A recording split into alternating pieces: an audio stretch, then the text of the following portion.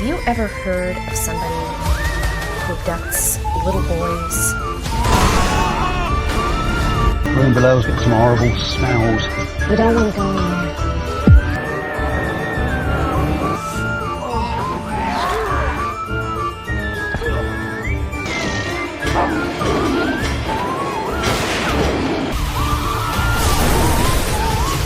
What are you doing? Complimentary room service. Here is that.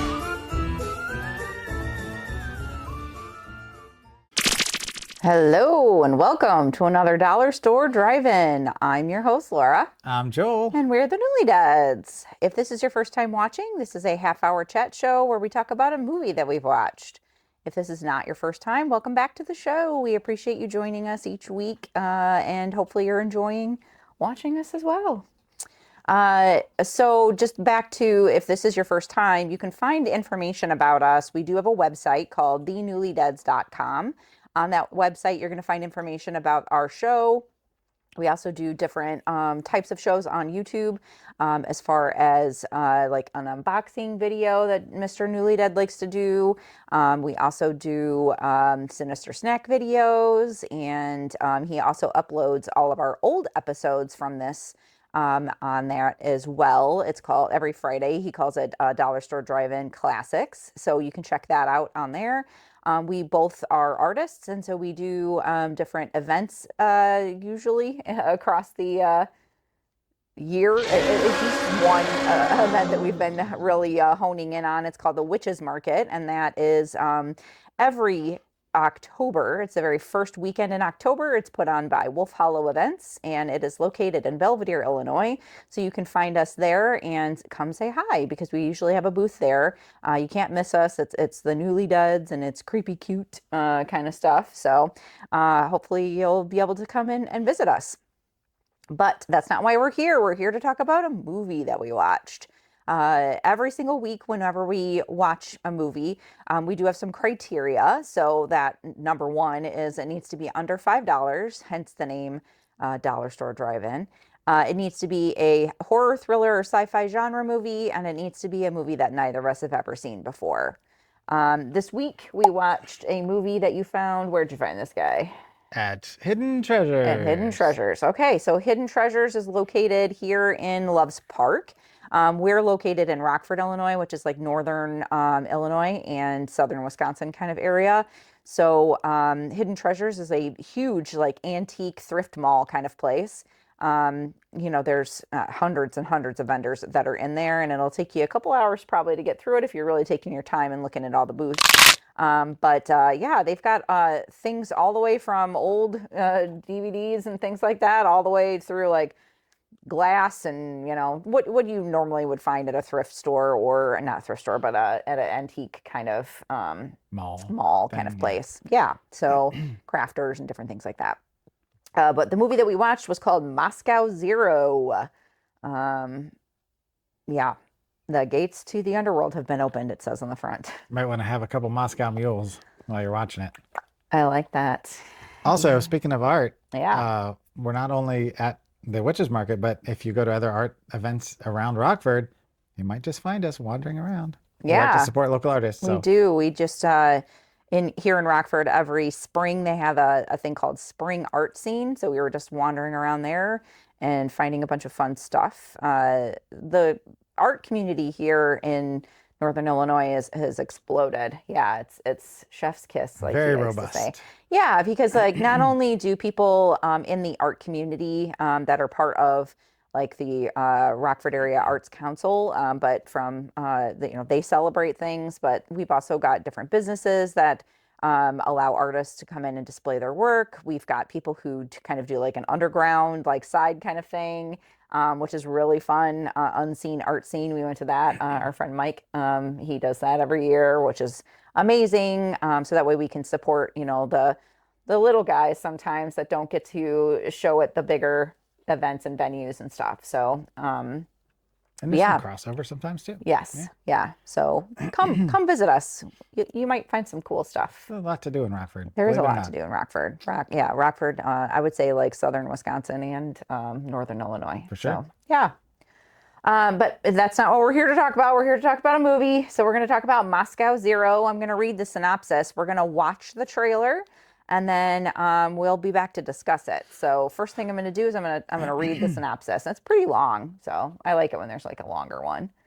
The Walking Dead venture through eternity in the horrifying caverns and catacombs below the thriving Russian capital of Moscow.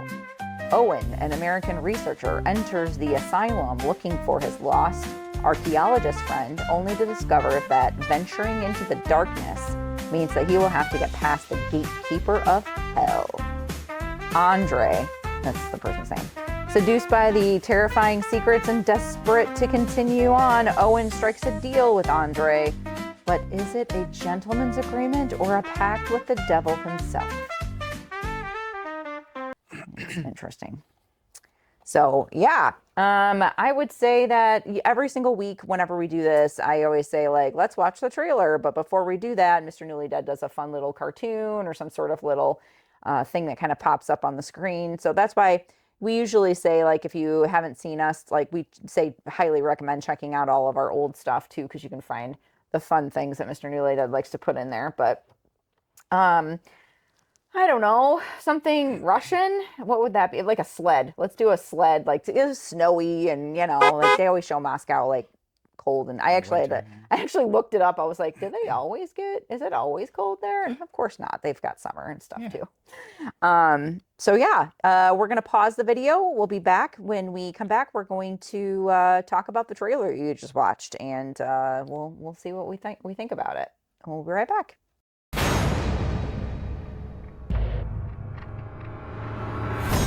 According to legend, we live on the threshold of hell. It is said the demons roaming the underworld come out to feed. They can be neither seen nor heard. And their victims leave no trace.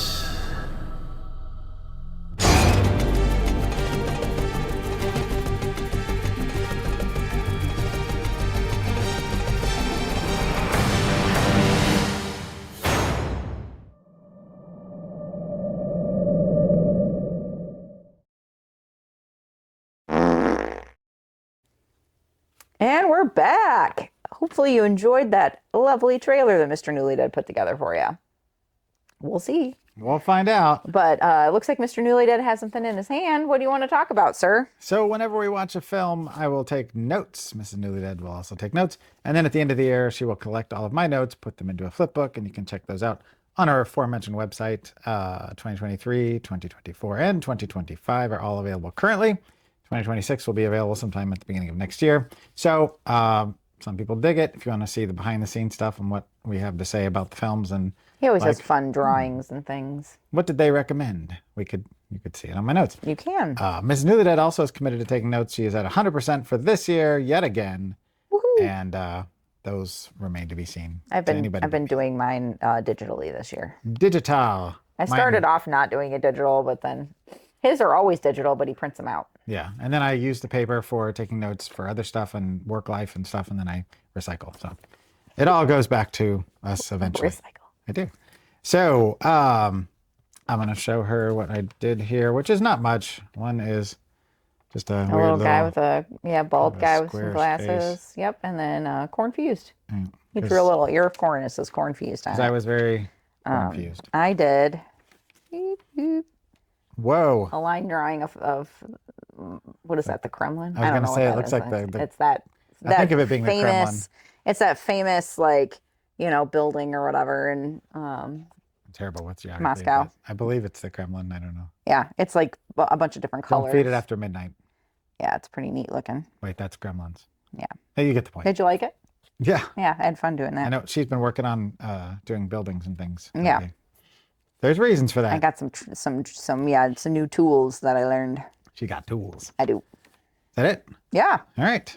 So Moscow Zero is from 2006, currently sitting at 3.0 out of 10 on the Internet Movie Database. Question mark? Okay. This is directed by Maria Lidon, who on the credits was listed as Luna. This is one of their 3 credits. There was this, something called Stranded, and then something called The Life. That's it. This was written by Adela Ibanez, who did this and The Life, and that was their entire credit for the last 20 years. So, who knows?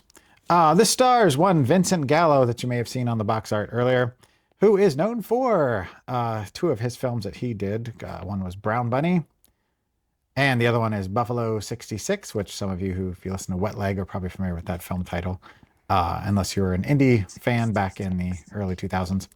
He also... Are you singing it in your head? Yeah. He was also in Palookaville, which is a fun movie. If you've never seen it, go check it out.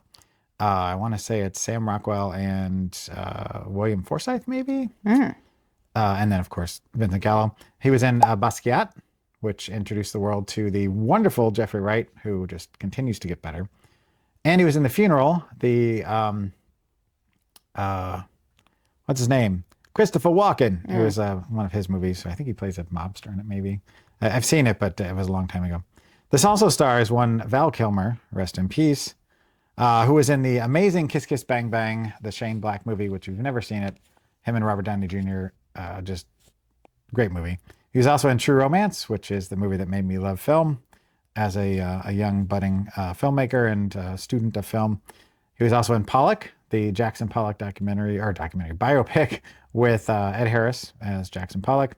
He was in Heat, which seems to keep coming up. Like we brought it up like the last 3 or 4 weeks in a row. I agree. Robert De Niro and Al Pacino, Michael Mann movie. Talked about it already.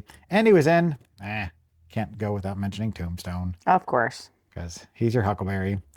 Then we have the just crazy Joaquin de Alameda, who you may not know the name, but you know the face. He was in Desperado. He was the main bad guy in the El Mariachi pseudo sequel from Robert Rodriguez. He was in Fast 5 and Fast X, 2 of the Fast and the Furious franchise films. He was in A Hitman's Bodyguard, which is a movie that I would like to see that has Samuel L. Jackson and Ryan Reynolds in a action comedy. And that is all I have down here for him.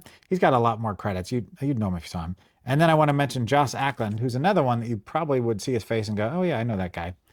He was in the 1952 version of Ghost Ship, not the one that Laura likes. But I do like Ghost Ship. The original one. He was also in The House That Dripped Blood, which is a well-known title. He was in another movie that keeps popping up recently, Caligula. Don't know what's going on with that one. He was the main bad guy in Lethal Weapon 2, which, you remember that one? That's he plays the South African diplomat who is in leagues with Mr. Joshua, played by the lovely Gary Busey. Halloween! He was also in The Hunt for Red October, which is one of the films that I really have a strong memory of seeing with my mother in the theater. And the reason I remember this movie is, A, because I really liked the film, and I thought it was a good film, and I'm a fan of the Jack Ryan stuff. But it also is the one where my mom was like, boy, that Sean Connery is a handsome fella. Feller. Yep. And then he was in The Mighty Ducks, which... who doesn't love The Mighty Ducks? All right, at this point, my lovely wife turns to me and she questionably says, What'd you think? and this is where we really start to... I'm not going to feel too bad ripping this movie a new one, because I feel like it's got some money behind it. I don't feel like it was maybe it was somebody's passion project. I don't know, but you got to call something out if it's this structurally unsound. The narrator sounds like John Noble. If you're familiar with Fringe, you probably know who John Noble is, or if you're just a fan of film in general, you're probably familiar with John Noble, but it's not. And you don't find out who it is until later, and then you're like, oh, duh. I asked where Mr. Joshua was because as soon as I saw Joss Ackland, I was like, oh, cool. This movie is very confusing. Yes, I said kind of confusing, and then I'm like, no, it's very confusing. They mention in the synopsis that he makes a deal with Andre, spelled Andrey, played by Val Kilmer. They come across him briefly. It's confusing to me whether he's like some sort of a mob guy. He's like just like a powerful figure. And so it's never really explained. He kind of comes in. He's got a couple of scenes. He comes back again later. He talks to his friends, Romans, countrymen, whatever they are. Tells them about, blockading the entrance to the thing, which has already been done by the whatever is down there. And he just his story ends. Like the last half an hour of the movie, he's just ends. There's no he didn't show up till past the halfway point at least. I was like, oh look, Val Kilmer finally showed up. It's just a blip on the radar. It's really weird. Yeah. They have him on the box cover because he's a name still, and I don't know. I mean, I feel like the acting in it is fine for what it is. I'm not mad at the acting or anything like that. I'm mad at the story. It was really slow. It was very boring. It was incoherent. You've got these people who are living underneath the in the catacombs, like they were talking about. They're like the unhoused, like the homeless population. But they almost look like ghosts, but they weren't, and they kept saying the demons are loose. You're talking about the second level. Yeah. Because the first level, right at the the underneath the subway system or whatever, those are the homeless people. And then you go down further, and then you get into the little girl and the kid, children and the mother. There's they call her mother. Yeah, and they kept saying oh the gates are open and the demons are loose. Who is she talking about? Is she talking about the people upstairs, the people up, that are coming down, looking for their friend? Is she talking about another layer of underworld stuff? It doesn't really make sense to me at all. I was mad at this movie. It's never really made clear either, because as the movie wears on, we're going to jump around, I guess, a bit here, because it's confusing, because later on they explain that there was a group of children that was taken by the sister to this part of underneath Russia, underneath Moscow, and they adapted to living in the darkness. Now they've never grown up. They use sticks to guide themselves across the wall. There's no light, and yet they appear and disappear like they're now ghosts. And later on, when the main characters are trying to get out of the space, they see them as shadows moving around in the light, but they play it like they're actual people that are still living. Mm-hmm. And they refer to, it sounds like, to those people as demons, but the people that the main characters have suggested they're demons, and it's just the very homeless back and people forth. Mm-hmm. use the same terminology, as does everybody uses that term, but they never clarify if they're all thinking each other is the bad person. Yeah. It's confusing because if I read the synopsis to you guys, and you watched the trailer, so none of that really is clear, right? No. So there is no undead thing. There's no effects or anything like that where it's clear that there's a bad guy. So it's is everybody a bad guy? It was very, very, I said I did not like this one bit. There's a few deaths, but they're kind of accidental and or unexplained. There's a couple of makeup effects where people look a little not really undead, but they're a little gross, but they're not zombies or anything. Plus they kept doing this weird fisheye thing where they'd show people's faces and they'd pan across it and it would funhouse mirror their face. And it was all the characters, not just any one of them. And it was just why? And then they kept doing these weird fast cuts and weird tints on the lens that would distort the colors. And the pacing was really off. It was really slow, and then it'd get fast, and then it would get, I don't know. And then finally, you figure out who the narrator is, who is played by Raid Serbezija, who again is another guy you would know if you saw him. I'm not going to read his credits because I didn't write them down, but he's a guy you'd know. He's a character actor. But he is playing the main character that Vincent Gallo is looking for, because Vincent Gallo plays a priest, and he's looking for his friend who went down in the caverns or the tunnel system and never came back. And they eventually find him, and you realize that, oh, he's the narrator. He's the one that's been telling the story so far, because he's been lost down there for who knows how long, at least a few days, if not more, living somehow with all these ghost people. Question mark? And they're all fine, and they talk about there's only one way out, and the door that's marked hell, and so that's why the demons haven't escaped, because they don't want to go to hell, but it's actually the way to heaven, which is actually the way to the convent where the nuns are, which somehow they're underneath Moscow, like 2 stories down. And when they finally go out the exit, they end up in a tower where the nuns live inside of a building that looks like the Kremlin, and they pan out and they go down to the ground, and there's the little girl that's kind of the main ghosty girl person, and she's dressed in warmer clothes and out in the snow, and she turns around and looks at the camera, and the end. That's spoiler alert. But it's I kept saying I was very in the weeds. I referred to it as meandering recklessly because there was just I would this agree. abandon with the storytelling. It's like, I get if you're a first time filmmaker and you're trying to figure out how to make it creepy, or you're trying to, do something a little different, but why nobody reeled them in and kind of said, hey, why don't you like Yeah. focus on this? Because some of the lighting and stuff like that was really well done, but then they ruined it with these weird fisheye crap. And then, of course, because Vincent Gallo is Vincent Gallo, there's one girl that's with the group that's kind of leading them around, and she's part of this other homeless group that is this like religious subsect or something. And he's a priest, and of course he has to kiss her at some point, and they have to have a romantic involvement because Vincent Gallo. Why not? They started reusing shots at one point. I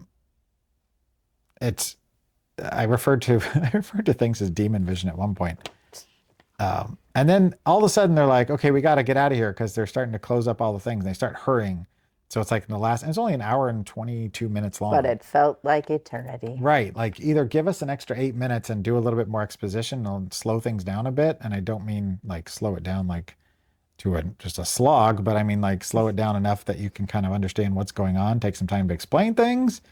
Because then they start hurrying, and then it's like a mad dash to get out of there. And then as soon as they get out of there, it's like, okay, we're done. We're not going to explain. Because when they kick open the door, the last thing you see in the inside of the thing is the woman who is the love interest. Her face kind of gets distorted as everybody's getting out in the little passageway. And then they kick open the thing, and the nuns that are there like freak out and run away. And they don't show you who actually gets out. Yeah.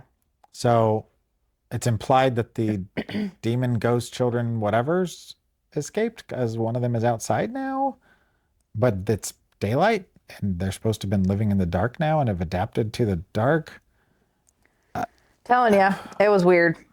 It just is quite possibly, out of all the movies we've watched recently, one of my least favorite experiences, because I was very hopeful, because I enjoy Vincent Gallo's work. I know he's kind of controversial, but I've enjoyed his work, and I know he's kind of a not the greatest guy on the planet. And Val Kilmer, Yeah. we both enjoy his work, and his documentary is fantastic. If you want to see a good movie, watch his documentary about his life. Yeah, it was really good. It gave me a new appreciation for him. Yeah, he was an interesting dude. He always plays like kind of like a pompous-y kind of like, jerk. And then I was like, so, you see somebody in the same role over and over again. You're like, oh, I'm typecasting him for a reason, and then like you watch his documentary, and it's just this lovely portrayal of him and his trials and tribulations. Right? Or then you watch somebody like John Lithgow, who's on this sitcom for decades, that you're like, oh, he's a lovable alien. And then you see him in Dexter, and you're like, oh my God. He's a terrifying, He's a horrible human named the Trinity Killer. But anyway, it's your perception of the character. If they're a good enough actor, you start to believe that they are that person. And yeah, he tended to play kind of the smarmy, good looking, right, jerky guy. Yes. Except for Batman, but even then he was a little smarmy. Yeah. Very down to earth, lovely human. Yes. Anyway. Do you have final thoughts? I do. Moscow Zero. I apologize in advance, but my final thoughts are, good God, that sucked. What happened to Val's character?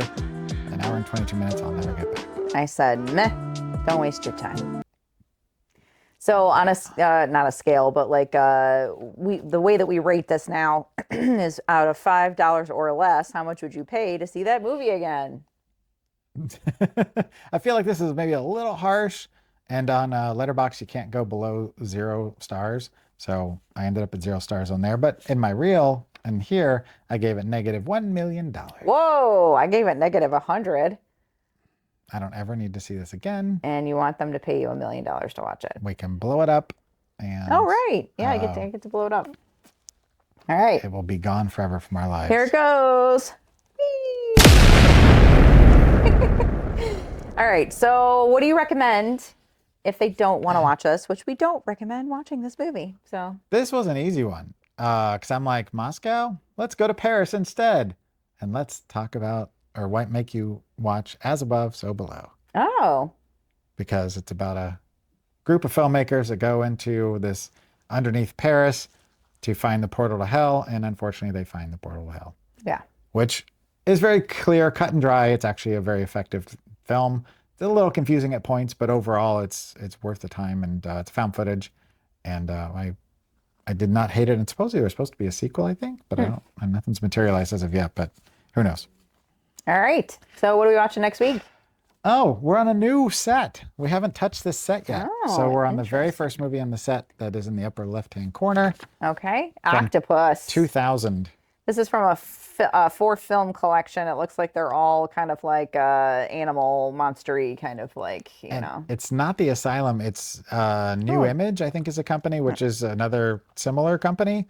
And it actually has like a decent synopsis because there's only 4 movies in there. So, And so, yeah, we've got Octopus, Octopus 2, Crocodile and Blood Surf. and it's not the Crocodile with Robert Blake. These are all from the 2000s. They're all Yeah. roughly around the same time period, actually. Interesting. And you know how much I love Asylum films. They're not Asylum, but from what They I've look adjacent. read about New Image, Yeah, it looks like they're all from like 2000 and 2001. they are very similar. And so if you like cheesy monster movies, then plus I love a good octopus movie. So. Right. All right. So, Octopus, Armageddon on the high seas. Oh, God. Hang on a second. All right. An elite nuclear submarine on a deadly mission to deliver an international terrorist to American authorities travels through a mysterious ocean portal known as the Devil's Eye. 27 ships have disappeared through this area, fueling the legend of the killer mutant octopus. Adrenaline-pounding fear surfaces in the grips of a monster few have ever seen. Even fewer will live to tell. Interesting. Yeah, I can see that would be a thing that you would enjoy. I'm hopeful that it Hopefully will I will too. at least be fun. Octopus. If nothing I else. feel like it's going to be fun to do the drawing for that day. I mean, I like drawn tentacles. Yeah. All right. Well, once again, thank you very much for watching. Sorry we didn't have anything really good to say about the Moscow Zero, but now it's blown up, so there's nothing we can do about it. Yep, we tried. Yes. All right. And until next week. Keep it cheap and creepy. Bye. Doesn't mean you go chasing the dead. It may be your robot, but it's my house. I want to get a close look at these sharks. Sounds dangerous. Well, I'll be careful.